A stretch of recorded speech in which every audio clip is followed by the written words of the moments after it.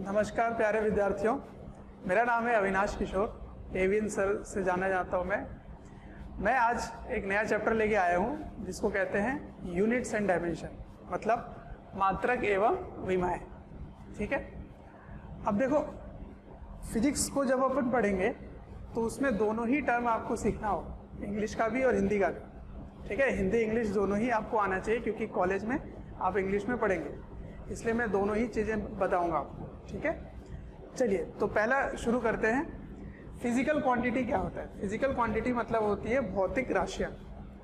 ये ऐसी राशियाँ हैं जिनको आप माप सकते हैं, जिनको आप मेजर कर सकते हैं, किसी यंत्र से मेजर कर सकते हैं। तो क्या हर वो चीज़ है जिसको आप मेजर कर सकते हैं? नहीं।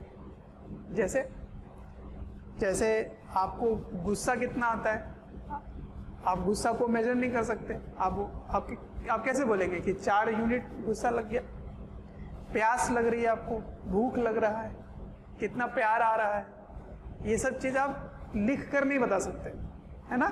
तो ऐसी चीज़ें जिनको आप नहीं माप सकते वो फिजिकल क्वांटिटी नहीं कहलाएंगी, वो भौतिक राशियाँ नहीं कहलाएंगी। ठीक है, तो हर वो राशि जिनको एक यंत्र से मापा जा सके वो कहलाएगा भौतिक राशियाँ। ठीक, देखो तो वे राशियाँ जिनको मापक यंत्रों द्वारा मापा जा सके तथा जिनके द्वारा भौतिकी के नियमों का प्रतिपादन किया जा सके, ऐसे राशियों को भौतिक राशियाँ कहते हैं। ठीक, बिल्कुल सिंपल सी बात है। तो फिजिक्स में कई सारे ऐसे टर्म्स आएंगे जिनको आप मेजर कर सकेंगे। अब उनको आगे जाकर विभाजित करेंगे। ठीक है, तो भौतिक राशियां के कितने प्रकार हैं, पहले प्रकार समझ लेते हैं, फिर जो भी राशियां मिलेंगे उनको विभाजित करेंगे। ठीक है, तो सबसे पहले टाइप्स ऑफ फिजिकल क्वांटिटी, भौतिक राशियों के प्रकार कितने प्रकार के हैं इनको समझते हैं। तो ये 3 प्रकार के मुख्यतः हैं। सबसे पहला है फंडामेंटल या बेस। फंडामेंटल और बेस, इसको क्या बोलते हैं? मूल या आधार। ठीक है, दूसरा है डिराइव। डिराइव का मतलब है किसी पे, वो मैं बताऊंगा फ्यूचर। और तीसरा है सप्लीमेंट्री, मतलब पूरक। तो 3 प्रकार के होते हैं फिजिकल क्वांटिटी। 3 प्रकार के क्या होते हैं? भौतिक राशियां, जिसमें सबसे पहला प्रकार है मूल या आधार। तो देखते हैं ये क्या चीज है। ये मूल है। मूल का मतलब क्या होता है? जो किसी पे निर्भर ना करे, वो सबसे फंडामेंटल है, वही उसी से शुरुआत हो। ठीक है, उसको बोलेंगे मूल। तो ऐसी राशियां जिनकी इकाई का मतलब यूनिट्स, यूनिट समझते हैं, वैसे इस चैप्टर में आगे समझ आ जाएगा आपको क्या है ये। तो ऐसी राशियां जिनकी इकाइयों को अन्य सभी भौतिक राशियों को व्यक्त करने के लिए उपयोग किया जाता है। तो जितने भी अन्य राशियां हैं उनके सभी राशियों को व्यक्त करने के लिए फंडामेंटल फिजिकल क्वांटिटी यूज करते हैं, मूल राशियां यूज करते हैं। अब इसका उदाहरण समझते हैं। जब तक उदाहरण नहीं समझेंगे तब तक कोई बात समझ नहीं आएगी। तो उदाहरण देखिए क्या है। उदाहरण है सबसे पहले लंबाई, लेंथ। अगर आपको मैं बोलूं कि इस चौक की लंबाई आप मेजर कीजिए, तो बस आप स्केल लाएंगे यहाँ रख के, इसको आप माप लेंगे और बता देंगे। क्या उसकी लंबाई निकालने के समय आपको कोई और राशि की जरूरत पड़ी? बिल्कुल भी नहीं। तो लंबाई क्या बन गया? एक फंडामेंटल। ठीक है, फंडामेंटल यानी कि मूल। दूसरा समय। समय भी किसी पे निर्भर नहीं करता, है ना। समय सबसे बड़ा होता है, सबसे बलवान होता है, वो किसी पे निर्भर नहीं करता, वो चलता ही रहता है, चलता ही रहता है, पता ही है। तो समय को मापने के लिए आपको किसी और चीज की जरूरत नहीं पड़ेगी, सिर्फ आप यंत्र निकालिए, समय माप लीजिए। एक घड़ी निकालिए, उसका स्टॉप वॉच चालू कर लीजिए, बस समय का जो अंतराल होगा सेकेंड्स में, मिनट्स में या घंटे में, तो आप उसको माप सकते हैं। ठीक है, तो और भी इसके कुछ इसके उदाहरण हैं, इनको मैं आगे बताऊंगा आपको कि फंडामेंटल या मूल कितने प्रकार के हैं, कौन कौन से उसके उदाहरण। मैंने 2 ही उदाहरण लिया यहाँ पे। ठीक, अब दूसरे प्रकार के तरफ बढ़ते हैं, वह डिराइव। डिराइव मतलब व्युत्पन्न राशियां। अब ये जो राशियां हैं, ये राशियां फंडामेंटल पे डिपेंड करेंगे, यानी कि मूल पे निर्भर करेंगे। ठीक है, तो वे राशियां जिनको मूल राशियों के पदों में प्रदर्शित किया जा सके, वे राशि क्या कहलाएंगे? डिराइव्ड। ठीक है, एग्जाम्पल मैं आपको बताता हूँ, जब तक उदाहरण नहीं दूंगा तब तक पूरी तरह से क्लैरिटी नहीं आएगी। सबसे पहला उदाहरण सुनो। अगर मैं आपको बोलूं कि एक गाड़ी है या कोई भी एक वस्तु है, उसकी चाल निकालनी है, स्पीड निकालना है, तो मैंने बताया कि वो 4 किलोमीटर की दूरी तय किया है, और मैं बोल रहा हूँ चाल बताओ, क्या तुम बता सकते हो? वैसे ही सवाल आएगा, सर समय तो बताओ। तो देखो, चाल लंबाई पे और समय दोनों पे निर्भर हो गया ये। तो जब तक कोई एक मान किसी फंडामेंटल पे डिपेंड कर रहा हो, किसी मूल पे निर्भर कर रहा हो, तो वो डिराइव बन जाएगा। ठीक है, तो स्पीड क्या होता है? Distance by time. चाल क्या होता है? दूरी बटे समय। तो दूरी क्या होगा? लंबाई, और समय हो गया, तो दोनों पे निर्भर कर रहा है, इसीलिए चाल क्या बन गया? Derived quantity. ठीक है, अच्छा, उसके बाद है त्वरण, एक्सेलरेशन। त्वरण 9वीं कक्षा में पढ़े होंगे आप, फिर भी आगे हम लोग पढ़ेंगे, बस इसके उदाहरण याद रखो। फिर है फोर्स यानी कि बल लगा रहे हो, तो बल के लिए आपको क्या चाहिए? द्रव्यमान चाहिए और त्वरण चाहिए। त्वरण के लिए आपको लंबाई चाहिए और समय चाहिए। तो बल जो है वो मास पे डिपेंड कर रहा है ना, द्रव्यमान पे निर्भर कर रहा है। तो द्रव्यमान जो है वो भी फंडामेंटल में आता है, आगे पता चल जाएगा आपको कौन कौन से उसके उदाहरण है। तो ये हो गए आपके 2 प्रकार। अब तीसरे प्रकार की तरफ बढ़ते हैं, वो है सप्लीमेंट्री, पूरक।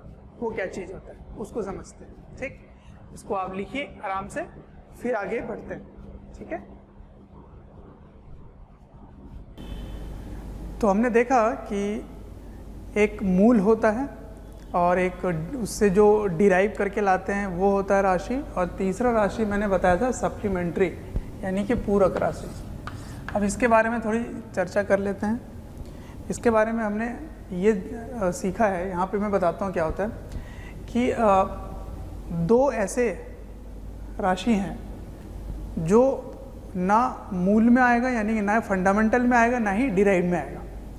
ये तीसरे प्रकार की राशि है जो प्लेन एंगल, 2 ही हैं इसके, दो प्रकार है, एक है प्लेन एंगल और एक है सॉलिड एंगल, यानी कि समतलीय कोण। समतलीय कोण है, और समतलीय कोण को मैं पहले इसकी परिभाषा बताता हूँ कि अगर एक वृत्त है, तो इस वृत्त के इस वक्र ने, ये वक्र की लंबाई l है और इसकी त्रिज्या r है, तो ये जो कोण बन रहा है इस कोण को बोलते हैं समतलीय कोण या फिर प्लेन एंगल। ठीक है, तो इसकी परिभाषा है थीटा बराबर l/r। ये इसकी सूत्र हो गई। अब एक SI सिस्टम होता है, SI सिस्टम में मैं बताऊंगा आपको। SI सिस्टम में, SI प्रणाली है ये, तो SI सिस्टम में इसकी यूनिट होती है रेडियन। ठीक है, रेडियन, और इसको लिखते कैसे हैं? RAD, ये लिखते हैं। लेकिन कोण के बारे में आपने पढ़ा था कि वो तो डिग्री में होता है ना, डिग्री में। तो डिग्री और इसके बीच में एक संबंध होना चाहिए। तो संबंध ये है कि 1 डिग्री बराबर π/180 रेडियन। ठीक है, ये इसका संबंध होगा। ठीक, जैसे एक उदाहरण के लिए मैं बताता हूँ आपको कि अगर 30 डिग्री है, 30 डिग्री, तो उसको रेडियन में कैसे लिखेंगे? गुणा कर दो तो π/6 रेडियन आ जाएगा। ठीक है, ऐसे हो गया ये। अच्छा, एक ये है और दूसरा है, इसको पहले वाले को लिख लो, फिर मैं अभी बताता हूँ आपको दूसरा। ठीक है, इतना लिखो। तो आपने लिख लिया होगा। अब दूसरे की तरफ बढ़ते हैं। दूसरा है सॉलिड एंगल, ठीक है। सॉलिड एंगल, सॉलिड एंगल को बोलते हैं ठोस कोण।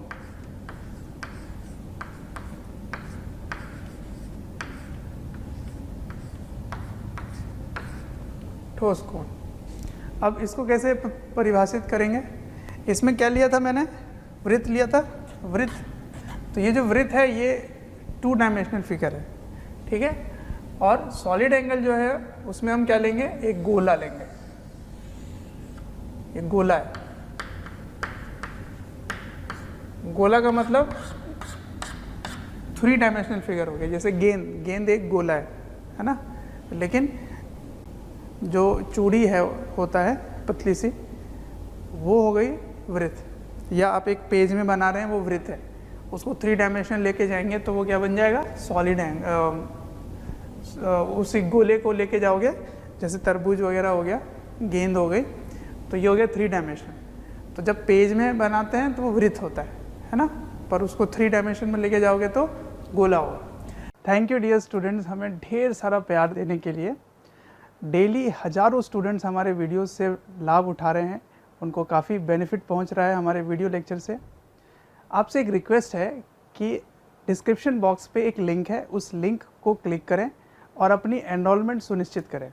और साथ ही जिनको स्टडी मटेरियल या फिर डाउट सेशन चाहिए, वो प्रीमियम कोर्सेज़ के लिए भी एनरोल कर सकते हैं। तो अब इस गोले ने इस केंद्र पर जो कोण बनाया होगा वो किसी वक्र के लंबाई के जैसा नहीं होगा, वो होगा एक क्षेत्रफल की तरह, ऐसे,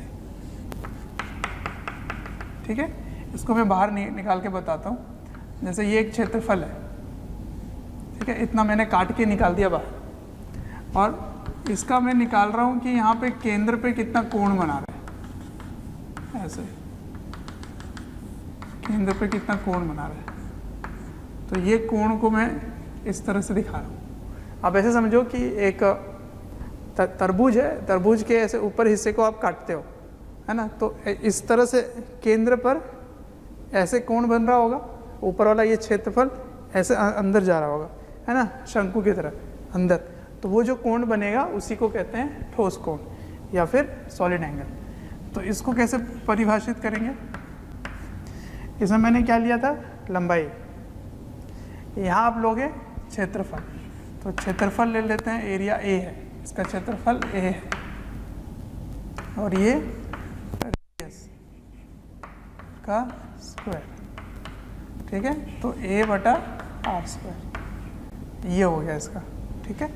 अब इसकी SI यूनिट क्या होगी? SI unit is steradian.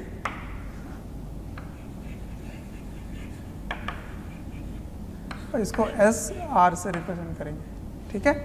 ये आप 12वीं कक्षा में पढ़ेंगे, तो इसकी ज़रूरत अभी नहीं पड़ती है। लेकिन मैं बता देता हूँ कि 2 प्रकार के पूरक राशियाँ होती हैं। एक होता है समतलीय कोण और दूसरा होता है ठोस कोण, ठीक है। तो उसके लिए ये दोनों पढ़ने की ज़रूरत पड़ती है। इसको आप लिख लीजिए। अब हम फिर से पहुँचते हैं फंडामेंटल क्वांटिटी की तरफ, ठीक है। जो मूल राशि थी उसके तरफ बढ़ते हैं कि कितने प्रकार के मूल राशियाँ होंगी, ठीक है। तो इसको लिख लो, आगे बढ़ते हैं। तो बच्चों आगे बढ़ते हैं और देखते हैं कि 7 फंडामेंटल क्वांटिटीज़ क्या क्या हैं। लेकिन उसके पहले आपको एक बात पता होनी चाहिए कि यूनिट्स हमारे लिए कौन कौन से डिफाइंड होते हैं, ठीक है। तो यूनिट को मात्रक बोलते हैं, और उसको डिफाइन कैसे करते हैं? इसकी परिभाषा है कि किसी भौतिक राशियों का माप कुछ अंतर्राष्ट्रीय मान्यता द्वारा दिया जाता है, उन्हें मात्रक कहते हैं, ठीक है। तो जो अंतर्राष्ट्रीय स्तर में जो माना गया है उनको ही मात्रक कहते हैं। अब सिस्टम ऑफ यूनिट्स, हमारे पास सिस्टम ऑफ यूनिट्स कौन कौन से हैं, जरा इनको देखो। विश्व भर में कई प्रणालियाँ होते हैं, ठीक है, कई सिस्टम होते हैं यूनिट को मेजर करने के लिए, जिसमें से कुछ हैं इस तरह से। देखिए, एक है CGS सिस्टम। CGS का मतलब है कि लंबाई उसको सेंटीमीटर में मापेंगे, वजन जो है वो ग्राम में मापेंगे, और जो समय है वो सेकंड में मापेंगे, ठीक है। इसमें लंबाई फुट में नापेंगे, फुट, इसमें पाउंड और इसमें सेकंड। अब देखो बात ऐसी थी कि मान लो विश्व के किसी एक कोने में एक वैज्ञानिक है जो कुछ अनुसंधान कर रहा है, खोज कर रहे हो, ठीक है, तो वो अपनी थीसिस लिख रहा है। वो सिस्टम ऑफ यूनिट कुछ और उसने लगाया, उसने जो लंबाई है वो फुट में मेजर किया और किसी और सिस्टम ने उसने मीटर में किया। तो इन दोनों का जो बात है एक दूसरे को समझ आना चाहिए, ठीक है। या फिर आप अगर अमेरिका से कोई चीज़ मंगा रहे हैं और आपने लिख के दिया 27 मीटर, अब वो उधर लंबाई जो है वो इंच में वो नाप रहे होते हैं, तो वो 27 इंच का सामान भेज देंगे तो वो तो नहीं होगा सही। तो इसीलिए हम क्या करते हैं कि विश्व भर में एक ही ऐसा सिस्टम बना के रखते हैं जो सबके लिए मान्य होगा, और उसे कहते हैं एसआई, सिस्टम इंटरनेशनल, ठीक है। तो ये एसआई सिस्टम है। एसआई सिस्टम को कैसे मापते हैं? इसमें लंबाई जो है वो मीटर में होता है, ठीक है, वजन जो है वो किलोग्राम में होता है और समय सेकंड में मापते हैं, ठीक है। ये होता है एसआई सिस्टम। तो ये विश्व भर में इसको अपनाया जाता है। इसको कभी कभी आपको MKS सिस्टम भी लिखा मिल सकता है। तो MKS सिस्टम वही होता है जो एसआई सिस्टम इस्तेमाल करते हैं, ठीक है। तो ये है एसआई सिस्टम। अब सुनिए, एसआई सिस्टम में जो फंडामेंटल क्वांटिटीज थे, that is base physical quantities जो थे मूल वाले, उनके 7 प्रकार के फिजिकल क्वांटिटीज होते हैं और वो 7 प्रकार कुछ इस तरह से। तो 7 फंडामेंटल या फिर base quantities in SI system, जो एसआई सिस्टम में है उनमें 7 फंडामेंटल होते हैं, ठीक है। मैंने क्या बताया था, फंडामेंटल क्या होता है, मूल क्या होता है? ऐसी राशि जो किसी पे भी निर्भर ना करे, जिसकी मेजरमेंट अगर लेना हो, अगर उसको नापना हो तो किसी और प्रकार की जानकारी की ज़रूरत नहीं पड़ती है। तो ऐसी चीज़ों को क्या बोलते हैं? फंडामेंटल। तो हमारे लिए 7 प्रकार के ही फंडामेंटल फिजिकल क्वांटिटी है। कौन कौन से देखते जाओ? लेंथ, लंबाई, ठीक है, उसकी एसआई यूनिट क्या होगी? मीटर। और उसको सिंबल में कैसे लिखेंगे? स्मॉल m, ठीक है। फिर है मास, मास मतलब द्रव्यमान, द्रव्यमान की एसआई यूनिट क्या होगी? किलोग्राम, ठीक है। और उसका सिंबल क्या होगा? केजी, ठीक है। फिर आता है टाइम, समय, एसआई यूनिट सेकेंड, कोई दिक्कत नहीं है। ये 3 तो मैंने बता दिया था आपको। उसके बाद भी देखो ये इलेक्ट्रिक करंट यानी विद्युत धारा, जो करंट है, जो प्रवाह है, वो भी फिजिकल क्वांटिटी में आएगी, ठीक है। अब देखो उसकी यूनिट क्या है? एम्पियर। और उसको लिखते कैसे हैं? कैपिटल ए में। तो एक नियम सुन लो, एसआई सिस्टम में एक नियम होता है कि कोई भी मात्रक, कोई भी यूनिट, कोई भी इकाई जो साइंटिस्ट के नाम पे दिया गया हो, उनको लिखने का एक तरीका होता है। और वो तरीका ऐसा है कि जब आप पूरी तरह से लिखेंगे, अगर आप कंप्लीट लिखेंगे तो पहला अक्षर स्मॉल लेटर होगा, और जब उसको सिंबल लिखेंगे तो वो कैपिटल होगा, ठीक है। जैसे एक उदाहरण के लिए मैं बताता हूँ आपको, न्यूटन, न्यूटन आपने सुना ही होगा, है ना। तो जब आप न्यूटन लिखेंगे ऐसे, तो आपको स्मॉल लेटर लिखना होगा, लेकिन जब आप सिंबल लिखेंगे तो कैपिटल एन, ठीक है। अगर आप कैपिटल एन से न्यूटन लिख देंगे तो इसका मतलब होगा कि आप साइंटिस्ट के नाम को बोल रहे हैं, ठीक है। ये एक संज्ञा है, नाउन है। तो नाउन में हमने क्या सीखा था? प्रॉपर नाउन का कैपिटल लेटर से शुरू होता है, तो नाम हो जाएगा। अगर आप कैपिटल लेटर से लिखेंगे तो वो साइंटिस्ट को आप संबोधन कर रहे हैं, ठीक है। तो ये कैपिटल ए आएगा सिंबल में, ठीक है। टेम्परेचर देखिए, इलेक्ट्रिक करंट के बाद है टेम्परेचर, टेम्परेचर मतलब ताप। इसकी ऐसा यूनिट डिग्री सेल्सियस नहीं होती है, केल्विन होता है। अब केल्विन भी एक साइंटिस्ट का नाम है, और साइंटिस्ट का नाम है तो के स्मॉल लेटर है और यहाँ पे कैपिटल है, ठीक है। अमाउंट ऑफ सब्सटेंस यानी कि पदार्थ की मात्रा, मोल आपने सीखा होगा, है ना, केमिस्ट्री में पढ़े होंगे आप। तो अगर LE लिखेंगे तो वो कंप्लीट यूनिट होगी, और LEE नहीं लिखेंगे तो उसका सिंबल हो जाएगा। तो एक ही बात है दोनों, ठीक है। अब सातवां एक नया प्रकार का है जो आप सुन रहे होंगे, लुमिनस इंटेंसिटी। लुमिनस इंटेंसिटी मतलब ज्योति तीव्रता। इनके बारे में पढ़ना नहीं है हमें। ये कैंडेला होता है, CD इसमें इसकी सिंबल है, तो इसकी ज़रूरत नहीं पड़ेगी हमें। हमें 6 चीज़ों की ज़रूरत पड़ेगी, ठीक है। तो इनको आप लिख लीजिए कॉपी में बढ़िया से, और ये सातों आपको याद होना चाहिए, ठीक है। फिर आगे बढ़ते हैं। अब आगे बढ़ने से पहले एक ऐसा ही उपसर्ग है जिसके बारे में आपको पता होना चाहिए। देखिए क्या है वो ऐसा ही उपसर्ग। 10 की घात में अगर ये सारी चीज़ लिखे होंगे या उपसर्ग दिया होगा तो आपको 10 की घात ऐसे लिखना होगा। ऐसे आपको 2 बातें पता होनी चाहिए, आपस में जो संबंध है वो पता होना चाहिए। देखिए 10 की घात अगर 9 है तो उसको गीगा बोलेंगे और उसको जी से लिखेंगे, ठीक है। अच्छा 10 की घात 6 है तो मेगा, 3 है तो किलो, सभी में सिंबल लिखा हुआ है। -3 मिली होता है। अब अगर मिलीमीटर है तो mm होगा, mm मतलब मिलीमीटर, या मिलीलीटर है तो ml हो जाएगा, ठीक है।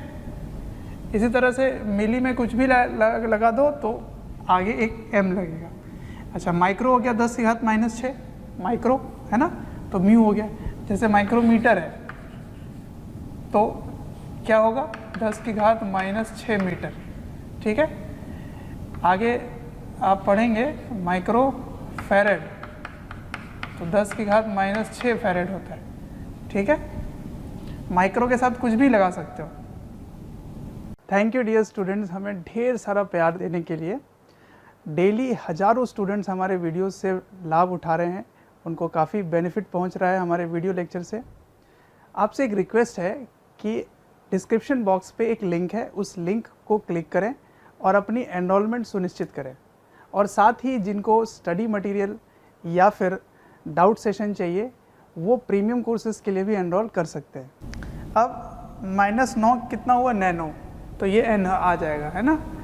तो नैनो को कहीं भी लगा सकते हैं आप, नैनोमीटर, उसी तरह से पिकोमीटर या पिको, तो -12 को पिको बोलेंगे, -15 को फर्मेंटो बोलेंगे, या फिर इसको फर्मी भी बोलते हैं, ठीक है। फर्मी मीटर, केवल फर्मी होगा तो 10 की घात -15 मीटर हो गया, एक फर्मी हो गया, ठीक है।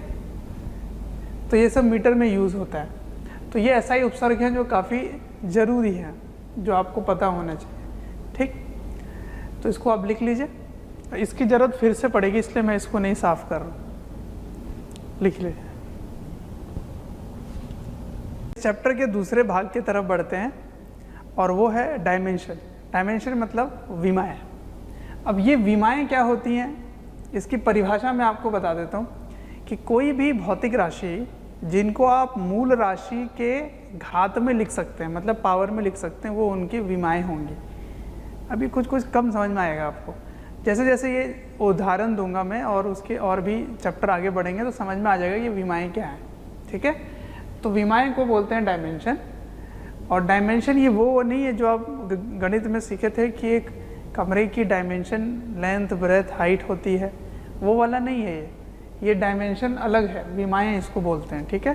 तो इसकी परिभाषा देखिए, भौतिक राशियों की विमाएँ इनकी मूल राशियों पर लगी घात या पावर द्वारा दर्शाई जाती है, ठीक है। इसका उदाहरण मैं दूंगा आपको, लेकिन उसके पहले आप ये देखिए कि जो इसकी भौतिक राशियाँ हैं, जो फंडामेंटल हैं, बेस जो मूल राशियाँ थे, उन्हीं के टर्म्स में इनको लिखना होता है, उनके ही घात में इनको लिखना होता है। तो ये हमारे साथ मूल राशि थे, तो मैंने जो लास्ट कॉलम था वो डायमेंशन के लिए छोड़ रखा था, तो यहाँ आप लिख लीजिए डायमेंशन, ठीक है, विमाएँ। अब देखिए एक ब्रैकेट लगाते हैं यहाँ पर, ऐसे इस तरह का एक ब्रैकेट होगा, और इसके अंदर अगर लेंथ है तो L लिखेंगे, मास है तो कैपिटल M लिखेंगे। अब इससे कंफ्यूज मत करना, ये इसका सिंबल था, ये मास है, डायमेंशन M मतलब मास होगा, ठीक है। उसी तरह से ये समय के लिए T है है ना, टाइम, टाइम मतलब टी, टी हो जाएगा, सेकंड नहीं लिखोगे यहाँ पे, विमाएँ में टी लिखेंगे। लेकिन यहाँ से सब कुछ परिवर्तित हो जाता है, यहाँ पर जो सिंबल है वही विमाएँ हो जाएंगी, है ना। इलेक्ट्रिक करंट का क्या लिखोगे, ए, टेम्परेचर का केल्विन है तो इसको भी यहाँ पे के लिखोगे, ठीक है, इसको भी यहाँ पे मोल लिखोगे और इसको भी यहाँ पर CD लिखोगे, कैंडेला, ठीक। तो ये विमाएँ हैं जिनको आपको याद रखना है, ये विमाएँ का कॉलम हो गया, ठीक है, बहुत ही इम्पोर्टेंट। इन कॉलम में बगल में लिख लीजिए, फिर इसको मैं आगे बताता हूँ कि इसका इस्तेमाल कैसे करेंगे, क्यों पढ़ रहे हैं इसको, ठीक है। तो ये है आपके 7 मूल राशि और ये इनकी विमाएँ हैं, ठीक है, लिख लीजिए।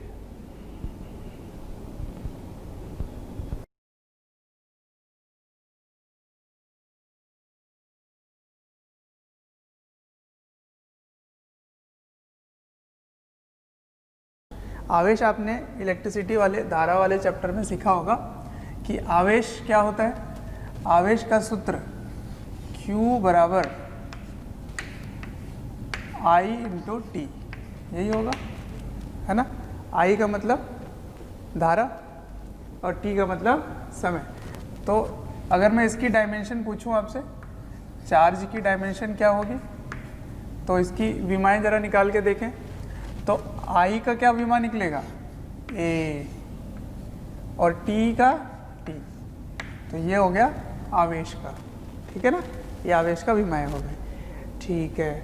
अब विद्युत विभव यानी इलेक्ट्रिक पोटेंशियल, पोटेंशियल का क्या होगा ये निकालना है। तो पोटेंशियल का मतलब ये V की बात हो रही है, V, तो V आपने पढ़ा है, V क्या होता है, पहले V का जो परिभाषा है वहाँ से जो सूत्र निकल के आता है उससे लिख के बताएं क्या होगा, बोलो।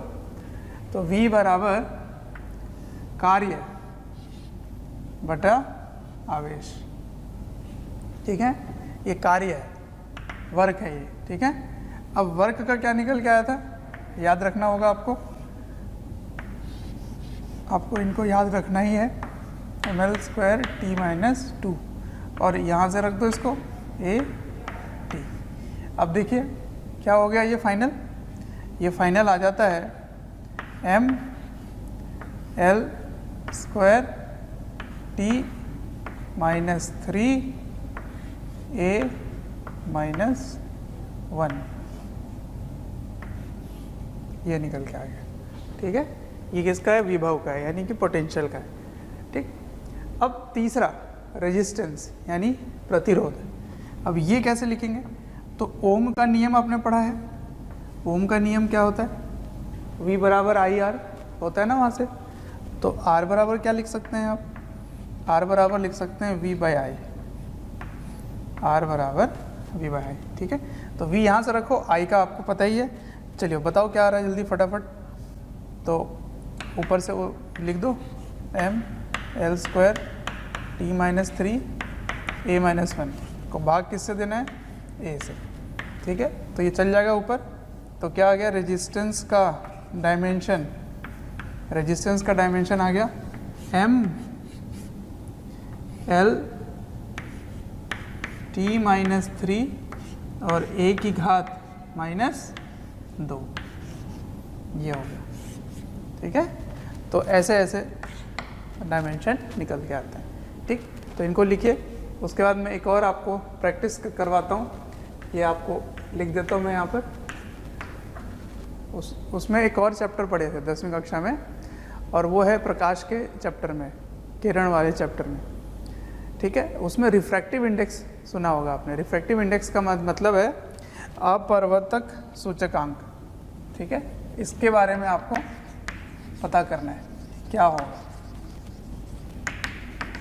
रिफ्रैक्टिव इंडेक्स, ठीक है। इसको n से लिखते हैं, n से या म्यू से, जिससे भी आपने सीखा होगा। तो अपवर्तक सूचकांक, ठीक है, अपवर्तक सूचकांक।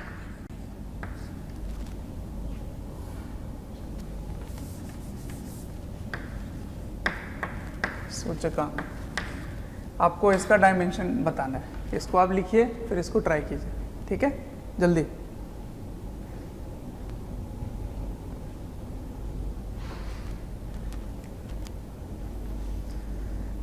तो लिख लिया आपने।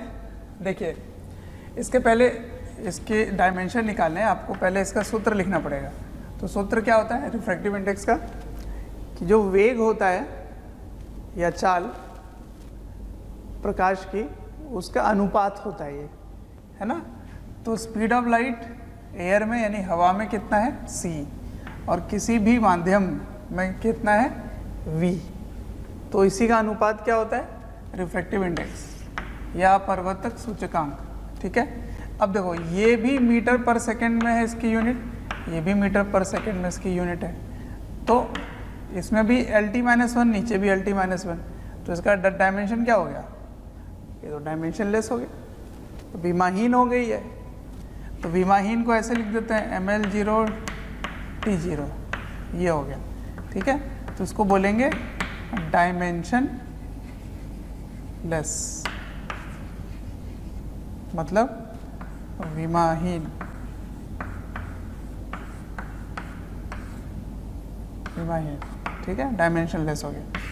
तो ये चीज़ आप ऐसे भी गैस कर सकते थे कि देखिए इसकी कोई यूनिट नहीं है, इसकी कोई मात्रक नहीं है, तो क्योंकि यूनिट नहीं है इसलिए इसकी डायमेंशन भी नहीं है, ठीक है। तो क्या हम ये नियम बना सकते हैं कि जिसकी यूनिट नहीं होगी उसकी डायमेंशन भी नहीं होगी, मतलब जो जिसकी मात्रक नहीं है उसकी विमा भी नहीं है, क्या ये नियम बना सकते हैं? तो क्या उल्टा भी बोल सकते हैं, जिसकी विमाएँ नहीं है उसकी यूनिट भी नहीं होगी, क्या ये बोल सकते हैं? सोचते हैं इस पर, थोड़ी सी चर्चा करते हैं और सीखते हैं इसके बारे में। अब इसको लिखिए फिर चर्चा करते हैं।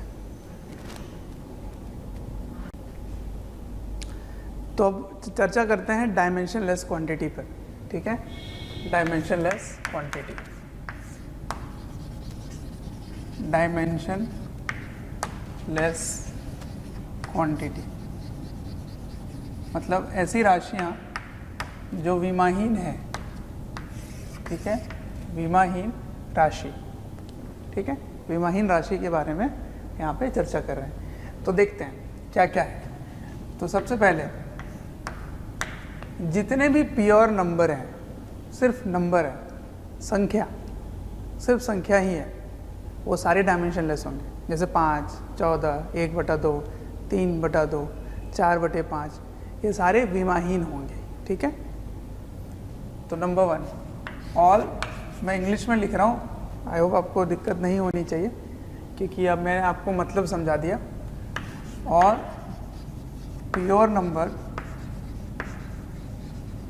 आर, डायमेंशन लेस को मैं लिखूँगा DL, ठीक है, ताकि थोड़ा समय बचे। आर डायमेंशन लेस, ठीक है। तो इसका मतलब क्या है, जितने भी प्योर संख्या हैं, शुद्ध संख्या, वो सारे विमाहीन होंगे। उदाहरण के लिए बच्चों, अगर हमारे वीडियोस आपको पसंद आते हैं, आपको हमारी जो मेहनत है वो आपको अच्छी लगती है, तो आप हमारे वीडियोस को ज़रूर लाइक करें और शेयर करें। शेयर इसलिए मैं करने बोल रहा हूँ क्योंकि आपके शेयर करने से ज़रूरतमंद बच्चों तक ये वीडियोस पहुँच सकता है, जिनको एक पर्टिकुलर टॉपिक काफ़ी वीक लग रहा है या एक ऐसा चैप्टर है जिसके बारे में एक पर्टिकुलर टॉपिक उनको अच्छे से पढ़ना है, तो उन तक पहुँच सकता है ये। अंत में मैं आपसे यही कहना चाहूँगा कि आपके स्नेह, अफेक्शन, प्यार देखकर हमारी पूरी मोशन की टीम काफ़ी मोटिवेटेड है आपको क्वालिटी कंटेंट देने के लिए। उदाहरण में लिख देता हूँ यहाँ पे, जैसे 2, 1/2, 5, 1.3, ये सारे के सारे डायमेंशन लेस हैं, ठीक है। एक दूसरा, जितने भी कोण हैं, एंगल, एंगल, एंगल का मतलब क्या है, कोण। तो मैंने आपको कोण 2 प्रकार के बताए, एक समतल और एक ठोस कोण, है ना, मतलब प्लेन एंगल और सॉलिड एंगल। तो एंगल का परिभाषा क्या था, कोण का परिभाषा क्या था, थीटा बराबर एल बटा आर। अब एल क्या है? वक्र, वो भी तो लंबाई है, उसकी डायमेंशन क्या होगी? एल होगी। और ये क्या है? ये रेडियस, ये भी एल डायमेंशन रखेगा, तो ये भी एल, ये भी एल, तो ये क्या बन गया? डायमेंशनलेस। ठीक है, तो जो कोण होते हैं वो डायमेंशनलेस होते हैं। ठीक है, अब बताओ क्या कोण का कोई यूनिट होता है? हाँ, मात्रक तो होता ही है। प्लेन एंगल का क्या होता है? रेडियन। और सॉलिड एंगल का क्या होता है? स्टेरेडियन। लेकिन क्या उसकी डायमेंशन है? नहीं है। तो यहाँ से एक नियम पता चलता है कि अगर कोई डायमेंशन लेस है तो वो यूनिट लेस हो, ऐसा ज़रूरी नहीं है।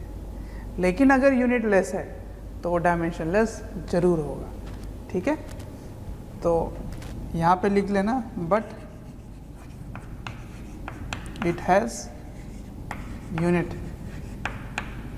ठीक है, मतलब डायमेंशन नहीं है लेकिन यूनिट है। तो इससे नियम क्या निकाल सकते हैं कि डायमेंशनलेस क्वांटिटी में और may not have unit। जैसे वहाँ पे अपवर्तक सूचकांक जो था उसकी डायमेंशन नहीं है और यूनिट भी नहीं है, दोनों नहीं है। लेकिन इसकी डायमेंशन नहीं है लेकिन यूनिट है, तो इसलिए अब नियम नहीं बना सकते कुछ। तो डायमेंशनलेस क्वांटिटी की मे और मे नॉट, मे और मे नॉट मतलब हो भी सकता है और नहीं भी हो सकता है। ठीक है, डायमेंशनलेस क्वांटिटी मे और मे नॉट है यूनिट, बट इसका उल्टा हमेशा ट्रू है। बट यूनिटलेस मतलब जिसकी मात्रक नहीं है, but unitless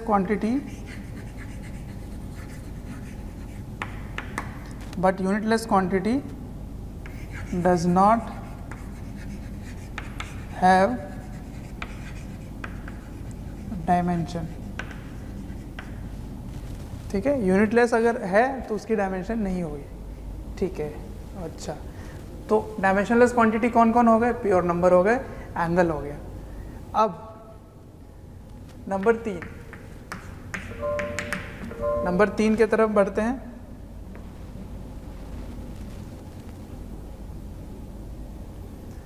trigonometric function, all trigonometric function या ऑल ट्रिग्नोमेट्रिक रेशियो बोल देता हूँ, फंक्शन मैंने अभी नहीं पढ़ा है, रेशियो बोलेंगे। Ratios are dimensionless. क्या लिखा मैंने? जितने भी त्रिकोणमितीय के अनुपात हैं, जैसे साइन, कॉस, टैन, कॉट, सेक, कोसेक, जितने भी हैं वो सारे के सारे डायमेंशनलेस होंगे। ऐसे कैसे बोल दिया मैंने?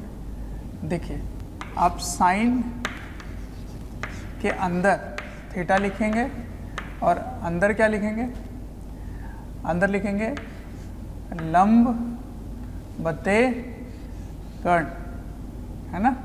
तो इसकी डायमेंशन क्या होगी? लेंथ की होगी, और इसकी भी डायमेंशन क्या होगी? लेंथ की होगी। तो दोनों कट के क्या हो गए? डायमेंशनलेस। तो डायमेंशन लेस हो गया। ठीक है, कोई डायमेंशन नहीं होगा। ठीक, तो कहने का मतलब है कि अगर मैं कोई भी त्रिकोणमितीय का अनुपात लिख देता हूँ, ऐसे कॉस करके अंदर लिख देता हूँ कुछ, ऐसे कॉस ए लिख देता हूँ, चलो ठीक है, तो इसके अंदर वाला भी डायमेंशनलेस होगा और ये पूरे में भी डायमेंशनलेस होगा, है ना? बहुत ही महत्वपूर्ण बात हो गई। अंदर जो भी लिखोगे वो विमाहीन होगी और ये पूरा आपस में भी विमाहीन होगा। ठीक है, बहुत इम्पोर्टेंट। आगे बढ़ते हैं, सब लिख लेना एक साथ ही। अब एक होता है एक्सपोनेंशियल फंक्शन, ये आप गणित में सीखते हैं। एक्सपोनेंशियल फंक्शन बोलते हैं इसको। अब ये क्या चीज़ है मैं आपको बता देता हूँ, बस इसके बारे में डिटेल गणित में पढ़ेंगे आप। ई एक नियतांक है, एक कांस्टेंट है जिसका मान 2.7 के आसपास होता है अप्रॉक्स, ठीक है। अब अगर इसकी घात आप कुछ लिखते हैं ऐसे इस तरह से, ठीक है, तो ये वाला जो चीज़ है ये डायमेंशनलेस होगा और ये पूरे में भी डायमेंशनलेस होगा, ठीक है। बहुत ही महत्वपूर्ण बात। नंबर 5, उसी तरह से लॉग एक इम्पॉर्टेंट सब चीज़ होता है जो आप गणित में ही सीखते हैं, ठीक है। तो लॉग के अंदर कुछ चीज़ रखा हुआ है ऐसे, तो ये भी एक विमाहीन होगी और ये पूरे में भी ये विमाहीन हो जाएगी, डायमेंशनलेस, ठीक है। और इस जगह में अगर कुछ बेस है, मान लीजिए यहाँ पर ए ऐसे, तो इसको भी डायमेंशनलेस लेके चलेंगे, ठीक है, क्योंकि ये एक नंबर है, एक संख्या है। तो प्योर नंबर तो वैसे भी डायमेंशनलेस होता है, ठीक।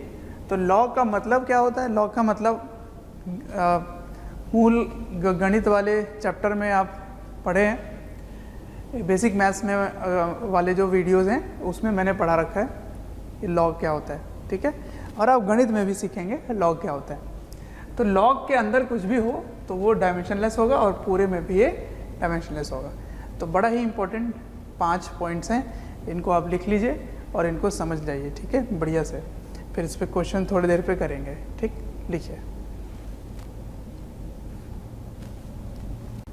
अब यहाँ एक छोटा सा कन्फ्यूजन रहता है बच्चों को, वो मैं बता देता हूँ आपको, कि ये डाउट होता है कि हमने फिजिक्स में कुछ नियतांक के बारे में पढ़ा है ना, भौतिकी के कुछ नियतांक हैं, कुछ कांस्टेंट होते हैं, क्या वो कांस्टेंट के भी डायमेंशन नहीं होंगे? जैसे एक बढ़िया सा एग्जांपल जो दिखता है वो ये है कि जो गुरुत्वाकर्षण बल है, आपने 9वीं कक्षा में पढ़ा होगा कि किसी दो द्रव्यमान के मध्य जो गुरुत्वाकर्षण बल है, गुरुत्वाकर्षण बल ये इसको खींच रहा होता है और ये इसको खींच रहा होता है। तो वो गुरुत्वाकर्षण बल का सूत्र क्या होता है? G(m1 m2 बटे r²), ठीक है।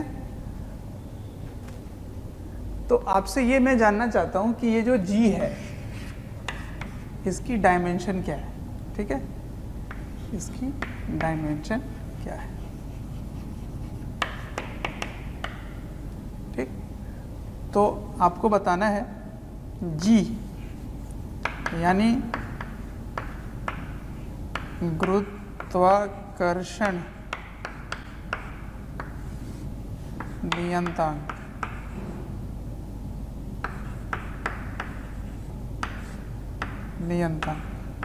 ठीक है। गुरुत्वाकर्षण नियतांक की विमाएं ज्ञात करें,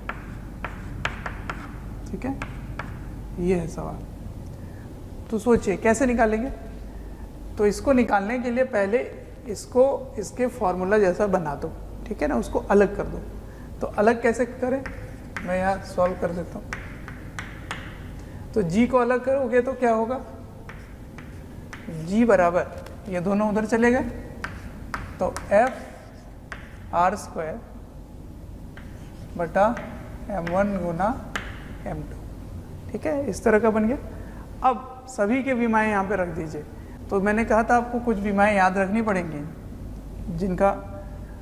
जिनमें बल है, कार्य, ऊर्जा, ठीक है, इन सभी के जो विमाएं हैं उनको आपको याद रखना पड़ेगा।